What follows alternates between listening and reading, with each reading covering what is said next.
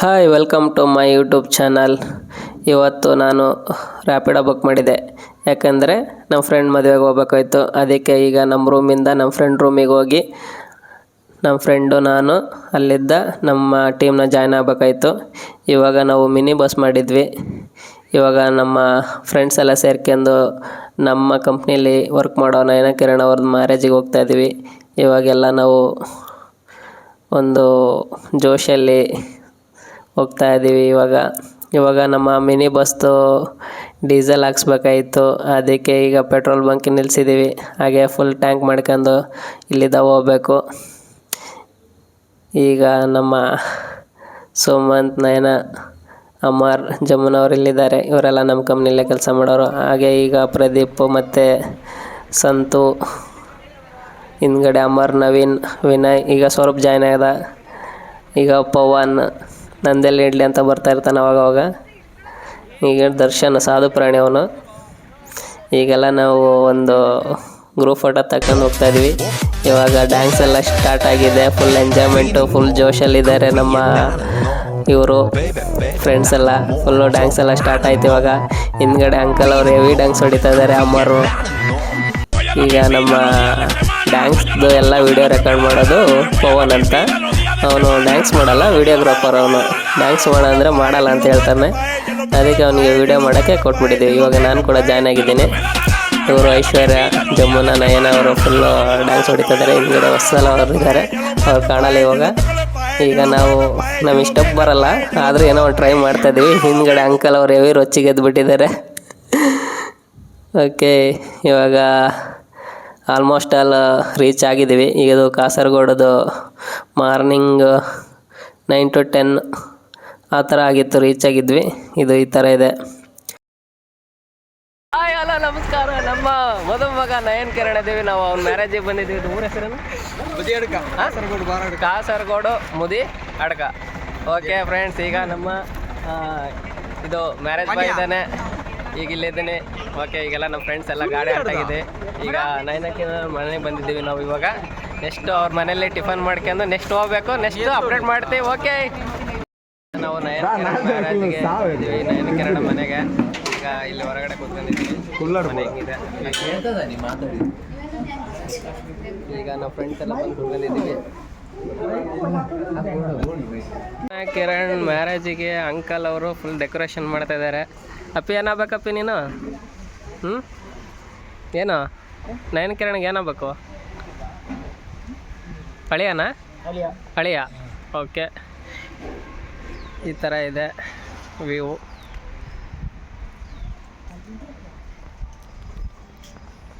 ಕಿರಣ್ ಮದುವೆಯಲ್ಲಿ ಈಗ ಟಿಫನ್ ಮಾಡ್ತಾ ಇದ್ದಾರೆ ನಮ್ಮ ಎಲ್ಲ ಕಂಪ್ನಿ ಕೊಲೀಗ್ಸ್ ಎಲ್ಲ ಸೇರ್ಕೊಂಡು. ಎಲ್ಲ ಈ ಥರ ಇದೆ. ಜಮ್ಮುನ ಬರ್ತಾರೆ. ನಮ್ಮ ಅರವಿಂದ್ ಅವರು ಟೇಸ್ಟ್ ನೋಡ್ತಾ ಇದ್ದಾರೆ. ಅರವಿಂದ್, ಈ ಕಡೆ ಸೈಡ್ ಇದೆ ಫುಡ್ಡು ಯಾವ ಥರ ಇದೆ ಇವಾಗ? ಏನದು ಸೈಜ್ ಒಂಥರ ಇದೆ, ಶೇಪೇ ಚೇಂಜ್ ಇದೆ. ಏನಿದು ಟಿಫನ್ನು ಹೆಸ್ರು ಹೇಳು ಅರವಿಂದ? ಇಡ್ಲಿನಾ? ಹೇಗಿದೆ ಟೇಸ್ಟ್ ಮಾಡಿ ಹೇಳು. ಈಗ ಅಣ್ಣವರು ಹಾಕ್ತಾಯಿದ್ದಾರೆ. ಅಣ್ಣ ಸಾಂಬಾರು ಅದ? ಹಾಂ, ಓಕೆ. ಇಡ್ಲಿ ಸಾಂಬಾರು ಹಾಕ್ತಾಯಿದ್ದಾರೆ. ಅಣ್ಣ ಸ್ವಲ್ಪ ಹಾಕೋಣ. ನಯನ, ಟೇಸ್ಟ್ ಹೆಂಗಿದೆ? ಸೂಪರಾ? Okay, thank you. ಇವಾಗ ನಾವು ಶ್ರೀ ಅನಂತ ಪದ್ಮನಾಭ ಸ್ವಾಮಿ ದೇವಸ್ಥಾನಕ್ಕೆ ಬಂದಿದ್ವಿ. ಇದು ಅದರ ಮಹಾದ್ವಾರ. ಇವಾಗ ದೇವಸ್ಥಾನದ ಒಳಗಡೆ ಹೋಗ್ತಾ ಇದ್ದೀವಿ ನಾವೆಲ್ಲ ಸರಿ. ಇದು ದೇವಸ್ಥಾನ ಒಳಗಿನ ಒಂದು ನೋಟ, ತುಂಬ ಚೆನ್ನಾಗಿದೆ. ಈ ದೇವಸ್ಥಾನ ಸುಮಾರು ವರ್ಷ ಇತಿಹಾಸ ಇರುವ ದೇವಸ್ಥಾನ. ಇವಾಗ ನಾವು ನಮ್ಮ ಫ್ರೆಂಡ್ಸ್ ಎಲ್ಲ ಸೇರ್ಕೊಂಡು ಒಳಗಡೆ ಹೋಗ್ತಾ ಇದ್ದೀವಿ. ಇವಾಗ ಇದು ಸುಮಾರು 2 ಎಕರೆ ಸರೋವರದ ಮಧ್ಯದಲ್ಲಿ ಆಯತಾಕಾರದಲ್ಲಿ ಈ ದೇವಸ್ಥಾನದ ಗರ್ಭಗುಡಿ ಇದೆ. ಇವಾಗ ಏನು ನೋಡ್ತಾ ಇದ್ದೀರಲ್ಲ, ಇದು ಸರೋವರ. ಆ ಸರೋವರ ಮಧ್ಯದಲ್ಲಿದೆಯಲ್ಲ, ಅದೇ ಗರ್ಭಗುಡಿ. ಅನಂತ ಪದ್ಮನಾಭ ಸ್ವಾಮಿ ದೇವಸ್ಥಾನದ ಮೂಲ ಸ್ಥಾನ ಇದು ಸುಮಾರು ವರ್ಷಗಳ ಇತಿಹಾಸ ಇರುವ ದೇವಸ್ಥಾನ.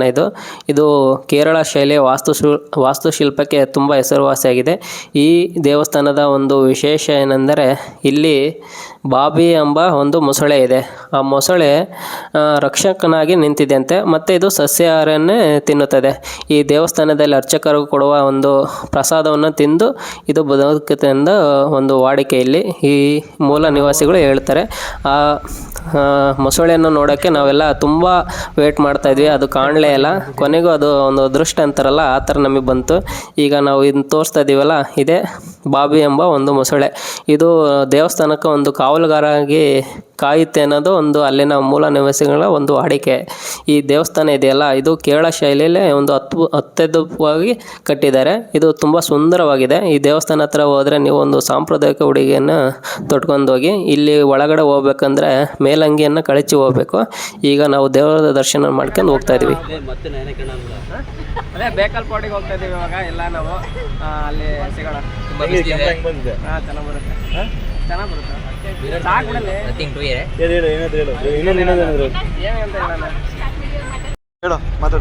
ಹಾಯ್ ಹಲೋ ನಮಸ್ಕಾರ, ವೆಲ್ಕಮ್ ಟು ಮೈ ಯೂಟ್ಯೂಬ್. ಹೋಗ್ತಾ ಇದೀವಿ ಬೇಕಲ್ ಕೋಟಿಗೆ. ಈಗ ನಮ್ಮ ಕಂಪ್ನಿಯಿಂದ ನಮ್ಮ ಫ್ರೆಂಡ್ಸ್ ಎಲ್ಲ ಬಂದಿದ್ದಾರೆ. ಈಗ ಎಲ್ಲ ನಯನಕಿರ ಮ್ಯಾರೇಜ್ಗೆ. ಈಗ ನಮ್ಮ ಫ್ರೆಂಡ್ ಪವನ್ ಇದ್ದಾನೆ, ನೋಡಿದ್ರೆ ಪ್ಲೇಸ್ ನೋಡಿ ಎಂಜಾಯ್ ಮಾಡೋದ್ರೆ ಮೊಬೈಲ್ ನೋಡ್ಕೊಂಡು ಅಂತ ಇದ್ದಾನೆ ಅವಾಗಿಂದ. ಬರೀ ಇದೇ ಕೇಳ್ಬೋದು. ಅಮರ್ ನೋಡಿದ್ರೆ ಮಲಗ್ತಾನೆ, ಅವನೇನು ಆಟ ಕೊಟ್ಟು ಲೆಕ್ಕಕ್ಕಿಲ್ಲಂಗೆ ಆಗ್ಬಿಟ್ಟಿದ್ದಾನೆ. ಅರುಣ್ ಅಂತ ಒಂದು ಡ್ಯಾನ್ಸ್ ಮಾಡ್ತಲ್ಲ, ಒಂದು ಎಂಜಾಯ್ ಮಾಡ್ತಾ ಇಲ್ಲ ಅವರು. ಹಿಂದ್ಗಡೆ ನಮ್ಮ 4 ಜನ ಬಾಲಿವುಡ್ ಸ್ಟಾರ್ ಇದ್ದಾರೆ. ಹಿಂದ್ಗಡೆ ಒಂದು ನಯನ, ಸಾಯಿ ಪಲ್ಲವಿ, ಐಶ್ವರ್ಯ, ಜೆನೆಲಿಯಾ ಮತ್ತೆ ಇಲಿಯಾನ ಅವರು ಎಲ್ಲ ಇದ್ದಾರೆ. ಬೇಕಾದ್ರೆ ನಾವು ಹಿಂದ್ಗಡೆ ತೋರ್ತೀವಿ ಅವ್ರನ್ನ ಯಾವ ಥರ ಇದ್ದಾರೆ ಅಂತ ನೋಡಿ. ಇದು ಬೇಕಲ್ ಪೋರ್ಟ್ನ ಒಂದು ಹೊರಗಡೆ ಇರುವ ಒಂದು ರಸ್ತೆ. ಇದು ನೋಡಿ, ರಸ್ತೆನ ಎಷ್ಟು ನೀಟಾಗಿ ಕ್ಲೀನ್ ಮಾಡಿದ್ದಾರೆ. ಒಂದು ಫುಟ್ಪಾತು, ರೋಡು ಒಂದು ಚೂರು ಡಸ್ಟ್ ಸಹ ಇಲ್ಲ. ಅಲ್ಲಿ ಎಷ್ಟು ನೀಟಾಗಿ ಮೇಂಟೈನ್ ಮಾಡಿದ್ದಾರೆ. ನೀವು ಅಲ್ಲಿ ಹೋದ್ಮೇಲೆ ಯಾವುದೇ ಥರ ಕಸ ಹಾಕ್ಲಿಲ್ಲಂಗೆ ನೀಟಾಗಿ ಮೇಂಟೈನ್ ಮಾಡಿ. ನಾವು ಯಾವ ಥರ ಇಟ್ಕೊತೀವೋ ಆ ಥರ ಅಲ್ಲಿ ಒಂದು ಪ್ರದೇಶ ಇರುತ್ತೆ. ಜಮುನಾ ಲಾಫಿಂಗ್.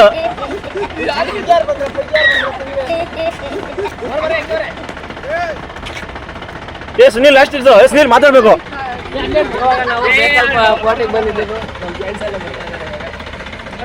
ಪ್ರದೀಪ್ ಪ್ರದೀಪ್ ಇಲ್ಲಿ. ಪ್ರದೀಪ್ ಬರೋ ಬೇಗ.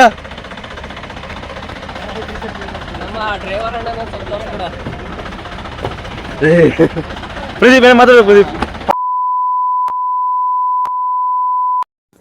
ಇವಾಗ ನಾವು ಫೈನಲಿ ಬೇಕಲ್ ಪೋರ್ಟ್ ಹತ್ರ ಇದ್ದೀವಿ. ನಮ್ಮ ಗಾಡಿನ ಪಾರ್ಕ್ ಮಾಡ್ಕೊಂಡು ಇವಾಗ ಹೋಗ್ತಾ ಇದ್ದೀವಿ ಒಳಗಡೆ. ಇದು ಬೇಕಲ್ ಪೋರ್ಟ್ನ ಒಳಗಡೆ ಇರುವ ಒಂದು ಪಾರ್ಕಿಂಗ್ ಏರಿಯಾ. ಇದು ಮುಂದ್ಗಡೆ ಹೋದರೆ ಒಂದು ಎಂಟ್ರೆನ್ಸ್ ಬರುತ್ತೆ. ಆ ಎಂಟ್ರೆನ್ಸಿಂದ ಒಳಗಡೆ ಹೋಗಬೇಕು ಬೇಕಲ್ ಪೋರ್ಟ್ ನೋಡೋಕ್ಕೆ. ನೋಡಿ ಇದು ಎಷ್ಟು ಚೆನ್ನಾಗಿದೆ. ಇದು ಒಳಗಡೆ ಎಷ್ಟು ನೀಟಾಗಿ ಕ್ಲೀನಾಗಿ ಮೇಂಟೈನ್ ಮಾಡಿದ್ದಾರೆ. ಅದೇ ಥರ ನಾವು ಸ್ವಚ್ಛವಾಗಿ ಇಟ್ಕೋಬೇಕು ಎಲ್ಲೇ ಹೋದ್ರೂ. ಇವಾಗ ನಾವೆಲ್ಲ ಒಳಗಡೆ ಹೋಗಿ ಬೇಕಲ್ ಪೋರ್ಟ್ನ ನೋಡಬೇಕು. ಇವಾಗ ಹೋಗ್ತಾ ಇದ್ದೀವಿ, ಎಂಟ್ರೆನ್ಸಲ್ಲಿ ಇದ್ದೀವಿ ಇವಾಗ. ತುಂಬ ಚೆನ್ನಾಗಿದೆ ಇದು ಪ್ಲೇಸ್ ಮಾತ್ರ. ಇದು 17ನೇ ಶತಮಾನದಲ್ಲಿ ಇಕ್ಕೇರಿ ನಾಯಕರು ನಿರ್ಮಿಸಿದ್ರು ಇದು ಬೇಕಲ್ ಪೋರ್ಟ್. ಇಲ್ಲಿ ಬೇಕಲ್ ಪೋರ್ಟಲ್ಲಿ ಎಲ್ಲ ಐಟಮ್ಸ್ ಇದೆ.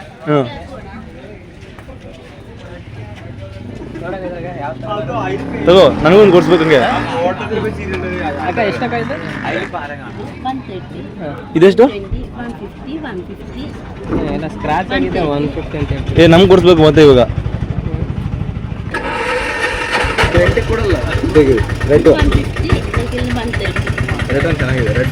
ಇವಾಗ ನಮ್ಮ ಫ್ರೆಂಡ್ ಸ್ಪೆಟ್ ಹಾಕಂದ್ಮೇಲೆ ಅವನ ಇನ್ನರ್ ವಾಯ್ಸ್ ಯಾವ ಥರ ಇದೆ ಅಂದರೆ, ನಾ ಸುಂದರವಾಗಿ ಹುಟ್ಟಿರೋದೇ ನನ್ನ ತಪ್ಪ.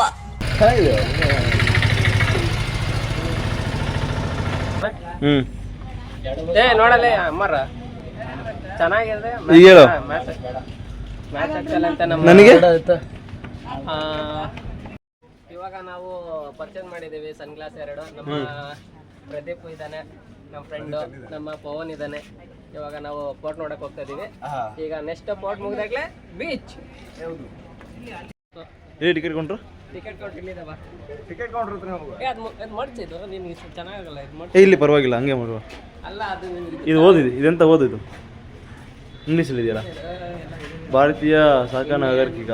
ಫಾರಿನ್ ಸಿಟಿನ ಅಂದ್ರೆ 300 ರೂಪೀಸ್ ಇದೆ. ನಾವು ಇಂಡಿಯನ್ ಸಿಟಿಜನ್ ಆಗಿರೋದ್ರಿಂದ 25 ರೂಪೀಸ್ ಇದು ಟಿಕೆಟ್ ಕೌಂಟರ್ ಇದೆ. ಅಮರ್ ಮಾತ್ರ ಕ್ಯಾಮೆರಾ ಕಂಡ್ರೆ ಸಾಕು ಓಡ್ತಾ ಇದ್ದ. ಸರ್ಜ ಬಂದು ಸರ್ ಪ್ರದೀಪ್ ಎಕ್ಸ್ಪ್ಲೇನ್ ಮಾಡೋ ಒಂದು ಅದು ಓಡ್ತಾ ಇದೆ ನಮ್ಮ ಕ್ಯಾಮ್ರಾ ಇಟ್ಟು.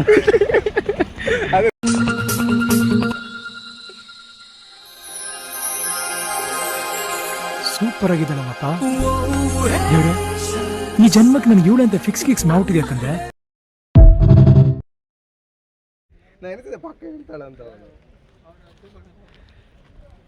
ಅದಕ್ಕೆ ಸಂಬಂಧ ಇಲ್ಲ ಅವ್ರು. ಹೇಳಿ ಬ್ರೋ, ಏನಾಯ್ತು? ಮುಖ್ಯ ಪ್ರಾಣ ಹೇಳು, ದೇವಸ್ಥಾನ ಟೆಂಪಲ್ ಇದು ಬೇಕಲ್ಕೋಟೆ. ಎಕ್ಸ್ಪ್ಲೇನ್ ಮಾಡು ಸುನಿಲ್, ಇಲ್ಲ ಎಕ್ಸ್ಪ್ಲೇನ್ ಮಾಡು. ಮುಖ್ಯ ಪ್ರಾಣ ದೇವಸ್ಥಾನ ಬೇಕಲ್ಕೋಟೆ ಬಂದಿದ್ದೀವಿ ಇವಾಗ. ಅದು ಮಾಡ್ಬಿಟ್ರಾ? ಟೆಂಪಲ್ ಇವಾಗ ನಮ್ಮ ಹೇಳಿದ್ನಲ್ಲ ಮುಖ್ಯ ಪ್ರಾಣ ದೇವಸ್ಥಾನ. ಟಿಕೆಟ್ ವೆರಿಫೈ ಮಾಡೋದನ್ನ ಒಳಗಿದೆ, ಅಲ್ಲಿದೆ.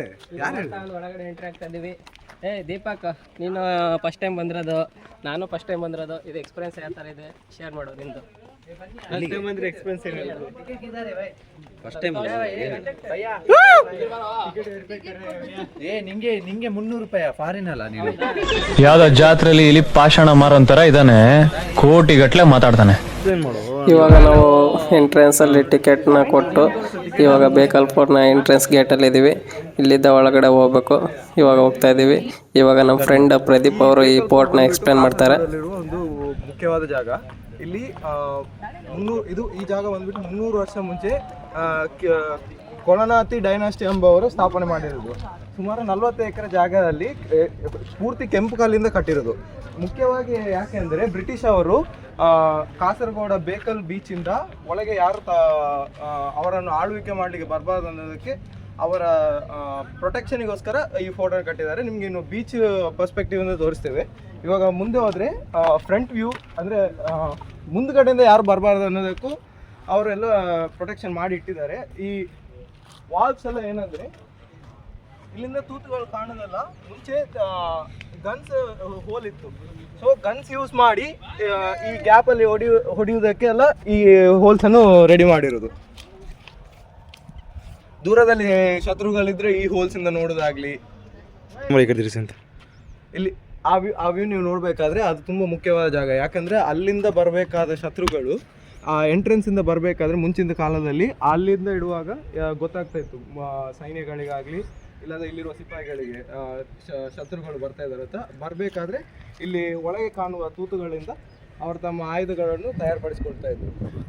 ಇದು ಬೇಕಲ್ ಫೋರ್ಟ್. ಇದು ಸೆಂಟ್ರ್ ಪಾಯಿಂಟ್ ಆಫ್ ವ್ಯೂ. ಇಲ್ಲಿಂದ ನಿಮಗೆ ಫುಲ್ ಎಲ್ಲ ಲ್ಯಾಂಡ್ ಸುತ್ತಮುತ್ತ ಕಾಣ್ತಾ ಇತ್ತು. ಮುಂಚಿನ ಜಾಗದ ಫೀಟ್ ಅಂಬುದು ಇವಾಗ ಕಾಲದಲ್ಲಿ 50 ಫೀಟ್ ಅಂಬುದು ದೊಡ್ಡ ಹೈಟ್ ಆಗಿ ಇರಲ್ಲ. ಬಟ್ ಮುಂಚಿನ ಕಾಲದಲ್ಲಿ 50 ಫೀಟ್ ಅಷ್ಟು ಯಾವ್ದು ಬಿಲ್ಡಿಂಗ್ ಇರಲಿಲ್ಲ. ಸೊ 50 ಫೀಟ್ ಅನ್ನೋದು ಇವಾಗದ ಕಾಲಕ್ಕೆ ತುಂಬ ದೊಡ್ಡ ವಿಷಯ.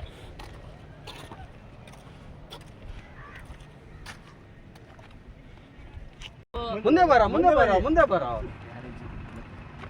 ಬೇಕಲ್ ಪೋರ್ಟ್ನ ವ್ಯೂ ಅನ್ನು ಎಂಜಾಯ್ ಮಾಡ್ತಾ ಇದ್ದೀವಿ. ಇವಾಗೆಲ್ಲ ಸೂಪರ್ ಆಗಿರೋ ಪ್ಲೇಸ್ ಮಾತ್ರ ಚೆನ್ನಾಗಿದೆ. ಅಲ್ಲೇನೋ ಆಯ್ತು, ಹಿಂದೆ ಗೊತ್ತಿಲ್ಲ. ಇದು ಸುಮಾರು ಇಲ್ಲಿ ಒಳ್ಳೆ ಇಲ್ಲಿ ಬರೋಣ. ಇಲ್ಲಿ ಫೋಟೋ ಇಲ್ಲಿ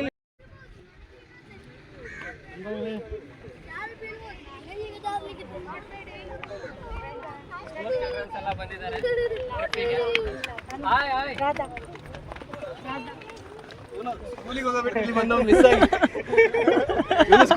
ಆ ಕಡೆ ನೋಡಿದ್ರೆ ಕಾಣುತ್ತೆ, ಅದು ನೋಡಿದ್ರೆ ಇಲ್ಲಿಂದ ಟಾಪ್ ವ್ಯೂ ಸಖತ್ತ ಕಾಣ್ತಾ ಇದೆ. ಹೋಗೋ ಅವ್ರ ಜೊತೆಗೆ ಅದೇ ನಿಮ್ಮ ಇವ್ರನ್ನೆಲ್ಲ ಬಿಟ್ಟು ನಿಮ್ಮ ಫ್ರೆಂಡ್ಸ್ನೆಲ್ಲ ಬಿಟ್ಟು ಬರ್ತಿದ್ಯಾ? ಎಲ್ಲ ಟೂರಿಸ್ಟ್ ಎಲ್ಲ ಬಂದಿದ್ದಾರೆ ಇಲ್ಲಿ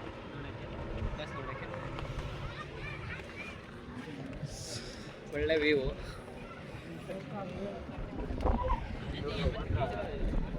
ಸುನಿಲ್ಲ ಓಕೆ. ಇವಾಗ ನೀವು ನೋಡ್ತಾ ಇರೋದು ಬೇಕಲ್ ಬೀಚ್ ಅಂತ. ಅದಕ್ಕೆ ಇನ್ನೊಂದು ರೆಡ್ ಮೂನ್ ಬೀಚ್. ಇಲ್ಲಿಂದ ಒಂದು ಸುಮಾರು 2 ಕಿಲೋಮೀಟರ್ ಡಿಸ್ಟೆನ್ಸಲ್ಲಿ ಇರೋದು.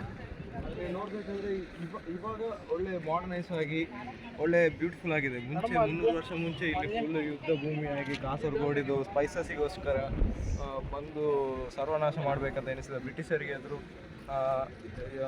ಡಿಫೆನ್ಸಿಗೆ ಅಂತ ಮಾಡಿರೋ ಜಾಗ ಇದು ಬೇಕಲ್ ಫೋರ್ಟ್. ಹಂಗೆ ಒಂದು ಪ್ಯಾನೋರಮಾ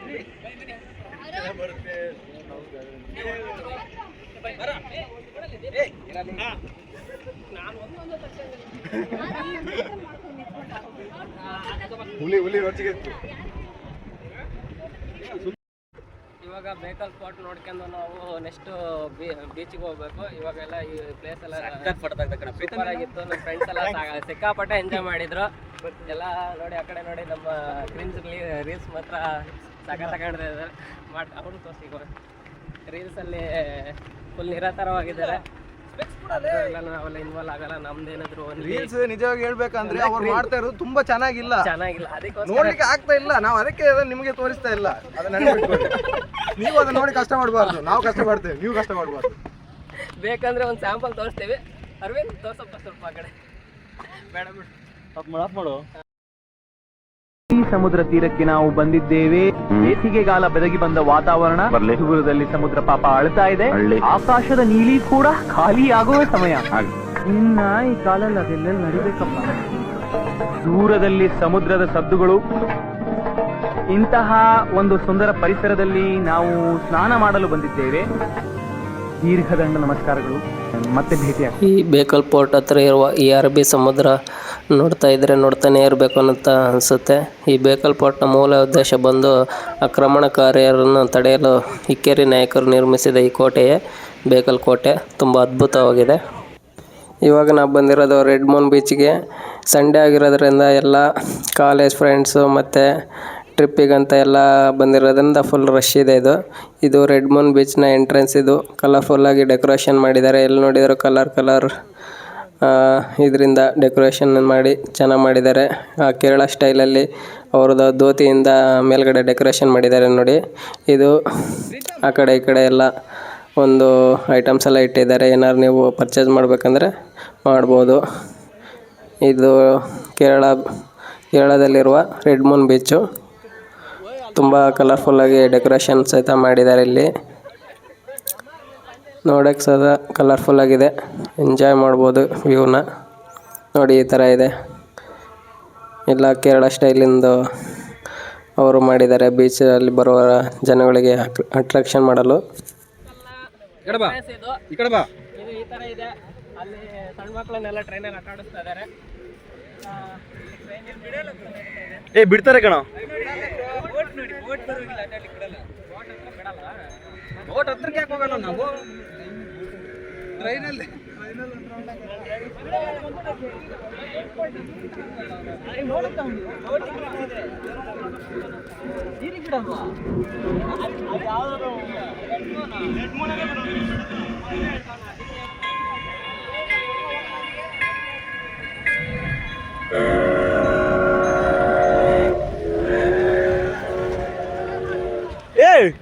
ಪ್ರದೀಪ್ ವಿಡಿಯೋ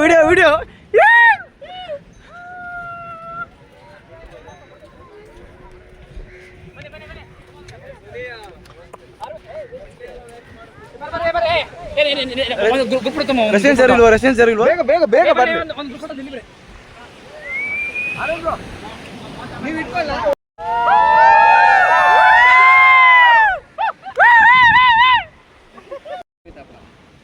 ನೀನು ನಡಿಯೋ, ಮತ್ತೆ ಯಾಕೆ ಬಂದಿದ್ದೀಯ? ನಡಿ, ಹೋಗ, ನೀನು ಬಾ.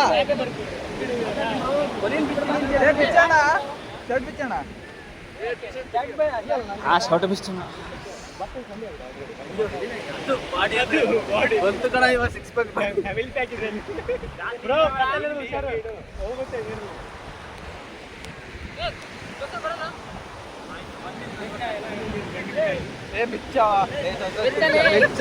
ಆಗೋದಾಗೋದು ಏನಾದ್ರು.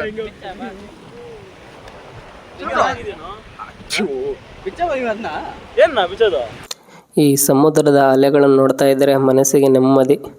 ಎಲ್ಲ ನೋವನ್ನು ಮರೆಸುವ ಈ ಶಕ್ತಿ ಸಮುದ್ರಕ್ಕಿದೆ. ಜೀವನದಲ್ಲಿ ಎಷ್ಟೇ ಕಷ್ಟ ನೋವು ಬಂದ್ರೂ ನಮಗೆ ಆ ಕಷ್ಟನ ಮರೆಸೋದು ಫ್ರೆಂಡ್ಸು. ಆ ಫ್ರೆಂಡ್ಸ್ ಎಲ್ಲ ಸೇರ್ಕೊಂಡು ನಾವು ಇವಾಗ ಟ್ರಿಪ್ಪಿಗೆ ಬಂದಿದ್ವಿ ಬೇಕಲ್ ಬೀಚಿಗೆ. ಈ ಬೇಕಲ್ ಬೀಚಲ್ಲಿ ಸೂಪರಾಗಿ ಎಂಜಾಯ್ ಮಾಡ್ತಾಯಿದ್ದೀವಿ. ಈ ಎಂಜಾಯ್ನ ನಾವು ಲೈಫ್ ಟೈಮ್ ನೆನ್ಪಿಡ್ಕೋಬೇಕು, ಆ ಥರ ಎಂಜಾಯ್ ಮಾಡ್ತಾಯಿದ್ದೀವಿ. ಇದು ಒಂದು ಮೆಮೊರಿ ಅಂತಾರಲ್ಲ, ಸ್ವೀಟ್ ಮೆಮೊರಿ. ಇದು ಸಖತ್ತಾಗಿ ಎಂಜಾಯ್ ಮಾಡ್ತಾಯಿದ್ದೀವಿ. ಫ್ರೆಂಡ್ಸ್ ಎಲ್ಲ ಸೇರ್ಕೊಂಡು ಬಹಳ ದಿನದಿಂದ ಪ್ಲ್ಯಾನ್ ಮಾಡ್ತಾಯಿದ್ವಿ, ಒಂದು ಟ್ರಿಪ್ ಮಾಡಬೇಕು, ಹೊರಗಡೆ ಹೋಗ್ಬೇಕು ಅಂತ. ಆದರೆ ಆಗ್ತಾನೇ ಇರಲಿಲ್ಲ. ಇವಾಗ ನಯನ ಕಿರಣ ಒಂದು ಮ್ಯಾರೇಜ್ ಒಂದು ರೀಸನ್ನು. ನಾವಿವಾಗ ಆ ರೀಸನ್ನಿಂದ ಬಂದು ಒಳ್ಳೆ ಎಂಜಾಯ್ ಮಾಡ್ತಾಯಿದ್ದೀವಿ ಥ್ಯಾಂಕ್ಸ್ ಟು ನಯನ ಕಿರಣ್. ಇವಾಗ ಸಂಜೆ ಆಗ್ತಾಯಿದ್ದಂತೆ ಸೂರ್ಯನು ಸಹ ಮುಳುಗ್ತಾ ಇದ್ದಾನೆ. ಒಂದು ಒಳ್ಳೆ ವ್ಯೂ ಸಹ ಸಿಗ್ತಾಯಿದೆ ನಮಗೆ ಸನ್ಸೆಟ್ ನೋಡೋಕ್ಕೆ. ಇವಾಗ ಈ ಬೀಚ್ನ ನೋಡ್ಕೊಂಡು ನಾವು ನಯನ ಕಿರಣ್ ಮನೆಗೆ ಹೋಗ್ತಾಯಿದ್ದೀವಿ. ಅಲ್ಲಿ ಸಿಗೋಣ.